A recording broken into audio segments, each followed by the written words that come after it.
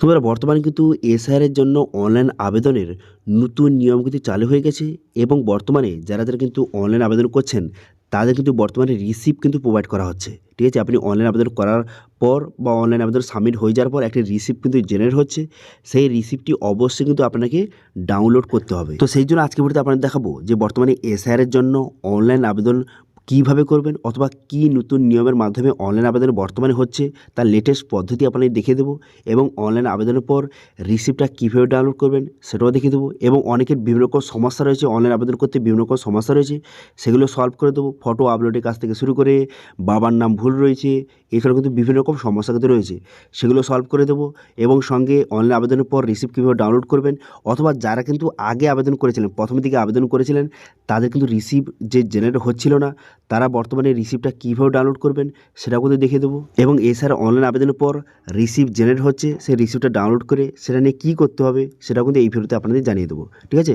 তো সেই জন্য ভিডিওটা প্রথম থেকে শেষ পর্যন্ত অবশ্যই দেখবেন মনোযোগ সহকারে এবং আমাদের চ্যানেলে প্রথমবার ভিজিট করে থাকলে আমাদের চ্যানেলটিকে সাবস্ক্রাইব করে রাখুন এবং পাশে থেকে বেল আইকনটিকে অবশ্যই প্রেস করে রাখুন। তো চলুন আজকে ভিডিওটা শুরু করা যাক। তো প্রথমে তো এই ভোটার কার্ডের অফিসিয়াল অফিসে চলে আসবেন, voters.eci.gov.in। এখানে চলে আসার পর এখানে লগ ইন বাটন দেখতে পাচ্ছেন, এই লগ ইন বাটনে ক্লিক করবেন। যাদের আগে থেকে সাইন আপ হয়েছে তারা লগ ইন করবেন। এবার যদি আপনি নতুন হয়ে থাকেন সেক্ষেত্রে আপনি কী করবেন, এখানে সাইন আপ বাটন দেখতে পাচ্ছেন, এই সাইন আপ বাটনে আপনি ক্লিক করবেন। এই অপশানে ক্লিক করে এখানে মোবাইল বসিয়ে ইমেল বসিয়ে ক্যাপচা বসিয়ে এখানে কিন্তু আপনি সাইন আপ করে নেবেন। আমার অলরেডি সাইন আপ হয়েছে, সেই লগ ইন করবো। সেই জন্য আমি মোবাইল নাম্বার বসিয়ে ক্যাপচা বসিয়ে এখানে রিকোয়েস্ট ওটিপি বাটনে ক্লিক করলাম। তারপরে মোবাইল নাম্বার ওটিপি আসবে, সেই ওটিপিটা বসে সাবমিট করে দেওয়ার সঙ্গে ড্যাশবোর্ডটি আপনার সামনে এইভাবে ওপেন হয়ে যাবে। এবার এখানে অনেকে বলতে পারে আমি একটা আইডি এখানে ক্রিয়েট করে কি পরিবারের সবার এসআরের জন্য আবেদন করতে পারবো? হ্যাঁ, আপনি সবার আবেদন করতে পারবেন, কোনো সমস্যা নেই। এবার এসআরের জন্য আবেদন করার জন্য দেখতে পাচ্ছেন এসআর 2026 ফিল ইনুমারেশন ফর্ম, এই অপশানে আপনি ক্লিক করবেন। এই অপশানে ক্লিক করে দেওয়ার সঙ্গে সঙ্গে দেখতে পাচ্ছেন এসআর 2026 অনলাইন ফর্ম সাবমিশন এরকম একটি অপশান খুলে গেল।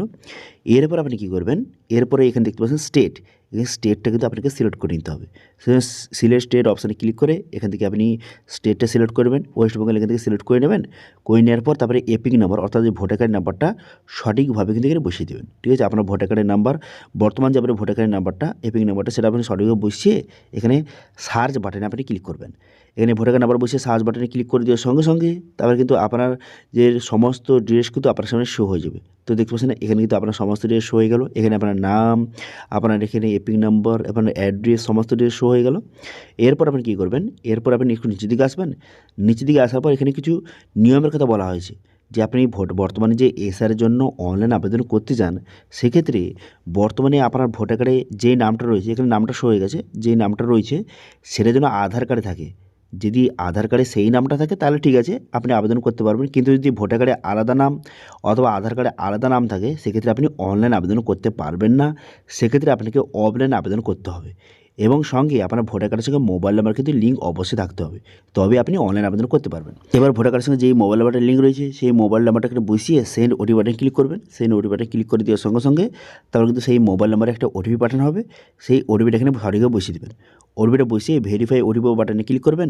এই অপশানে ক্লিক করে দেওয়ার সঙ্গে সঙ্গে আপনার ওটিপিটা কিন্তু ভেরিফাই হয়ে যাবে। ঠিক আছে? তো সেই জন্য আমি সঠিকভাবে ওটিপিটা বসিয়ে নিলাম। ওটিপিটা বসিয়ে দেওয়ার পর ভেরিফাই ওটিপি বাটনে ক্লিক করলাম। ভেরিফাই ওটিপি বাটনে ক্লিক করে দেওয়ার সঙ্গে সঙ্গে তারপরে কিন্তু নেক্সট পেজ কিন্তু আপনার সামনে ওপেন হয়ে যাবে। ঠিক আছে? এবারে এখানে ক্যাটাগরি আপনাকে সিলেক্ট করতে বলছে। এখানে 3টি ক্যাটাগরি রয়েছে, তার মধ্যে যে কোনো একটি ক্যাটাগরি আপনাকে সিলেক্ট করতে বলছে। এবার প্রথম যে এখানে দেখতে পাচ্ছেন এটা কারা সিলেক্ট করবে, এখানে বলা হয়েছে যাদের কিন্তু 2002 সালে ভোটার লিস্টে যাদের নাম রয়েছে তারা কিন্তু এই প্রথম অপশনটা সিলেক্ট করবেন। ঠিক আছে? এবার যদি আপনার 2002 সালে ভোটার লিস্টে যদি আপনার নাম থেকে থাকে সেক্ষেত্রে প্রথম অপশনটা আপনি সিলেক্ট করবেন। এবার আমার ক্ষেত্রে কী হচ্ছে, তো আমার কিন্তু 2002 সালে ভোটার লিস্টে আমার নাম নেই, সেই জন্য কিন্তু আমি প্রথম অপশনটা আমি সিলেক্ট করতে পারবো না। দেখতে পাচ্ছেন এরা ইনঅ্যাক্টিভ হয়ে আছে। ঠিক আছে? এবার যাদের কিন্তু 2002 সালে ভোটার লিস্টে যাদের নাম রয়েছে তারা প্রথম অপশন সিলেক্ট করবেন। এবার আপনার যদি 2002 সালে ভোটার লিস্টে আপনার নাম নেই কিন্তু আপনার বাবার নাম রয়েছে অথবা আপনার মায়ের নাম অথবা দাদু ঠাকুমার নাম রয়েছে, সেক্ষেত্রে আপনি সেকেন্ড অপশানটা সিলেক্ট করবেন। দেখবেন সেকেন্ড অপশানটা, এটা কারা সিলেক্ট করবে, যাদের কিন্তু নিজের নাম নেই কিন্তু বাবা, মা, দাদু, দিদা এদের নাম রয়েছে 2002 সালে ভোটার লিস্টে, তারা কিন্তু সেকেন্ড অপশানটা সিলেক্ট করবে। ঠিক আছে? বোঝা গেল? এবার যে 3 নম্বর অপশানটা কারা সিলেক্ট করবে, যাদের কিন্তু নিজের নাম নেই এবং বাবা, মা, দাদু, দিদা কারুর নাম নেই 2002 সালে ভোটার লিস্টে, সেক্ষেত্রে তারা 3 নম্বর অপশান সিলেক্ট করবে। তো আমার ক্ষেত্রে আমার বাবার নাম রয়েছে 2002 সালে ভোটার লিস্টে, সেই জন্য আমি সেকেন্ড অপশানটা সিলেক্ট করলাম। করে দেওয়ার পর তারপরে কিন্তু এখানে এই যে ডিটেলসগুলি আপনাকে সঠিকভাবে বসাতে হবে। এখানে কার ডিটেলস বসাবেন, যেহেতু আমি আমার বাবার যে ডিটেলস 2002 সালে রয়েছে, সেক্ষেত্রে বাবার ডিটেলস এখানে আমি সাবমিট করব।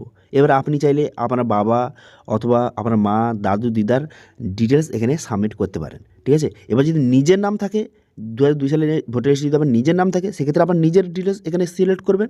যেটা 2002 সালে ভোটার লিস্টে যেই সব ডিটেলস রয়েছে, যেমন কিন্তু যে অংশ নম্বর, বিধানসভা ক্ষেত্রের নম্বর, সেই সব ডিটেলস কিন্তু এখানে একে একে সিলেক্ট করে নেবেন।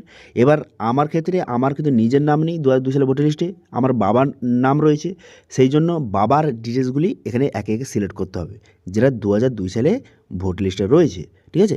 তো সেই জন্য আমি এখানে সঠিকভাবে এখানে অ্যাসেম্বলি অর্থাৎ যে বিধানসভা ক্ষেত্রের নামটা সিলেক্ট করলাম, তারপরে পোলিং স্টেশন অর্থাৎ যে অংশ নাম্বার সিলেক্ট করলাম এবং সিরিয়াল নম্বর এটা কিন্তু সিলেক্ট করলাম। তারপরে বলা হয়েছে এখানে কার ডিটেলসটা আমি সাবমিট করছেন, তার সঙ্গে আপনার সম্পর্ক কী। তো আমি যেহেতু আমার বাবার ডিটেলস সাবমিট করছি, সেই জন্য ফাদার সিলেক্ট করলাম। করে দেওয়ার পর এখানে সার্চ বাটনে ক্লিক করার সঙ্গে সঙ্গে দেখতে পাচ্ছেন আমার বাবার নাম কিন্তু এখানে শো হয়ে গেল। এখানে বাবার নাম এবং এখানে সমস্ত ডিটেলস শো হয়ে গেল। এবার এখানে দেখতে পাচ্ছেন এখানে অনেক ক্ষেত্রে নামের স্পেলিং কিন্তু ভুল আসতে পারে, তো সেক্ষেত্রে কোনো রকম টেনশন করার দরকার নেই, নামের স্পেলিং ভুল এলেও কোনো রকম সমস্যা হবে না। এবং অনেকে বলছে এখানে রিলেশনের জায়গায় আদার লেখা রয়েছে, তো এটা সবার লেখা রয়েছে, কোনো রকম চিন্তা করার দরকার নেই। তারপরে এখানে ঠিক চিহ্ন মেরে এখানে কন্টিনিউ বাটনে ক্লিক করবেন। কন্টিনিউ বাটনে ক্লিক করে দেওয়ার সঙ্গে সঙ্গে তারপরে কিন্তু নেক্সট পেজ আপনার সামনে এইভাবে ওপেন হয়ে যাবে। এইভাবে ওপেন হয়ে যাওয়ার পর তারপরে এখানে পার্সোনাল ডিটেলস আপনাকে বসাতে হবে। এখানে কার ডিটেলস বসাবেন, এখানে কিন্তু আপনার ডিটেলসগুলি আপনাকে বসাতে হবে। তো সেই জন্য আপনি কী করবেন, এখানে আপনার মোবাইল নাম্বার দেওয়া রয়েছে, এবার ডেট অফ বার্থ, এখানে কিন্তু আপনার ডেট অফ বার্থটা সঠিকভাবে বসিয়ে দেবেন, ঠিক আছে? এবার ভোটার কার্ডের ডেট অফ বার্থ নেই, সেক্ষেত্রে আধার কার্ডের যে ডেট অফ বার্থ রয়েছে সেটা আপনি বসিয়ে দেবেন। বসিয়ে দেওয়ার পর আধার নাম্বার এখানে সঠিকভাবে বসিয়ে দেবেন, ঠিক আছে? এখানে ডেট অফ বার্থ বসিয়ে দেবেন, তারপর আধার নাম্বার বসিয়ে দেবেন। বসিয়ে দেওয়ার পর এখানে ফাদার অথবা লিগ্যাল গার্ডিয়ান নেম, এখানে তো আপনার বাবার নামটা সঠিকভাবে বসিয়ে দেবেন। বর্তমানে আপনার যে বাবার নামটা সঠিক, যে নামটা বর্তমানে যে রয়েছে, সেই সঠিক নামটা এখানে সঠিকভাবে বসিয়ে দেবেন। হতে পারে আপনার বাবার নাম 2002 সালে ভোটার লিস্টে যে রয়েছে সেখানে নাম ভুল রয়েছে, কিন্তু এখানে যে আপনি বাবার নামটা বসাবেন এবং বাবার এপিং নাম্বারটা বসাবেন, সেটা কিন্তু এখনকার নাম এবং এখনকার এপিং নাম্বার কিন্তু বসাবেন। হতে পারে আপনার 2002 সালে ভোটার লিস্টে আপনার বাবার নাম এবং ভোটার নাম্বার একটু আলাদা ছিল, ঠিক আছে? তো সেক্ষেত্রে এখন বর্তমানে ভোটার নাম্বারটা চেঞ্জ হয়ে গেছে, তো সেক্ষেত্রে বর্তমান যে নাম এবং বর্তমান যে এপিং নাম্বারটা সেটা বসাবেন। সেম একইভাবে মায়ের বর্তমান নাম এবং মায়ের বর্তমান এপিং নাম্বার বসাবেন। এবার অনেকে বলতে পারে আমার বাবা মা মারা গেছে, সেক্ষেত্রে ভোটার কার্ড নিষ্ক্রিয় হয়ে গেছে, সেক্ষেত্রে আপনি নামটা বসাবেন, ভোটার নাম্বার জায়গায় ছেড়ে দেবেন, ঠিক আছে? বোঝা গেল, ক্লিয়ার? এবার স্পাউস নেম, এখানে এই জায়গায় কী বসাবেন, যারা কিন্তু বিবাহিত পুরুষ রয়েছে তারা কিন্তু তার স্ত্রীর নামটা বসাবেন এবং স্ত্রীর এপিং নাম্বার বসিয়ে দেবেন। এবার যারা বিবাহিত মহিলা আবেদন করছেন তার কিন্তু এখানে স্বামীর নাম বসিয়ে দেবেন এবং স্বামীর এপিং নাম্বারটা সঠিকভাবে এখানে বসিয়ে দেবেন, ঠিক আছে? বোঝা গেল? এবার যারা কিন্তু বর্তমানে বিয়ে হয়নি তারা কিন্তু এই দুটো ঘর ছেড়ে দেবেন। তারপর আপনি কী করবেন, এখানে প্লেস, এখানে প্লেসটা বসাতে হবে, যেই প্লেস থেকে যেই স্থান থেকে আপনি আবেদন করছেন সেটা বসিয়ে দেওয়ার পর এখানে আপলোড ফটো, এখানে ফটো আপনাকে আপলোড করতে হবে 2 MB মধ্যে, হয় জেপিজি অথবা পিএনজি ফরম্যাটে, ঠিক আছে? এবার ফটোটা কীভাবে আপলোড করবেন দেখুন, এখানে চুজ ফাইল অপশানে ক্লিক করে ফটোটা এখানে সিলেক্ট করবেন, করে দেওয়ার পর এইভাবে অপশান শো হয়ে যাবে। এবার এখানে সঠিকভাবে ফটোটা সিলেক্ট করে নেবেন। ফটোটা সিলেক্ট করে নেওয়ার পর এখানে সেভ বাটনে ক্লিক করবেন। সেভ বাটনে ক্লিক করে দেওয়ার সঙ্গে সঙ্গে দেখতে পাচ্ছেন ফটো কিন্তু আপলোড হয়ে গেল, ঠিক আছে? এই প্রসেসের মাধ্যমে সঠিকভাবে ফটোটা আপলোড করবেন এবং ব্যাকগ্রাউন্ড কিন্তু যে গাঢ় কালার দেবে না, হয় সাদা কালার অথবা হালকা ব্লু, একদম হালকা ব্লু, সেটা কিন্তু ব্যাকগ্রাউন্ড রাখবেন, ঠিক আছে?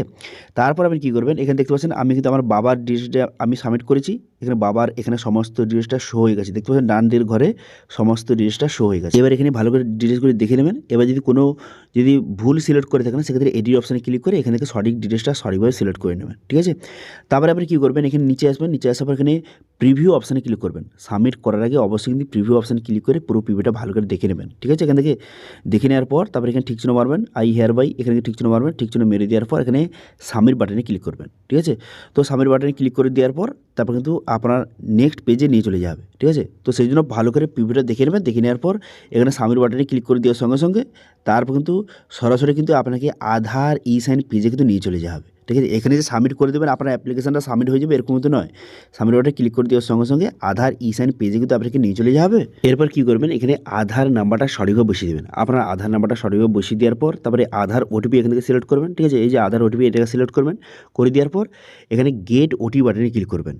এখানে আধার নাম্বার বসিয়ে গেট ওটিপি বাটনে ক্লিক করবেন। গেট ওটিপি বাটনে ক্লিক করে দেওয়ার সঙ্গে সঙ্গে আপনার আধার কার্ডের সঙ্গে যেই মোবাইল নাম্বার লিঙ্ক রয়েছে সেই মোবাইলে কিন্তু একটা ওটিপি যাবে, সেই ওটিপিটা এখানে সঠিকভাবে বসিয়ে দেবেন। ওটিপিটা বসিয়ে এখানে আই হেয়ার বাই এখানে ঠিক চিহ্ন মেরে এখানে সাবমিট বাটনে ক্লিক করে দেবেন।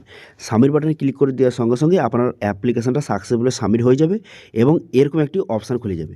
দেখতে পাচ্ছেন এরকম একটি যে পেজ কিন্তু খুলে যাবে, এখানে রিসিভ কিন্তু যে এইরকম একটি রিসিপ্ট কিন্তু আপনার সামনে শো হয়ে যাবে।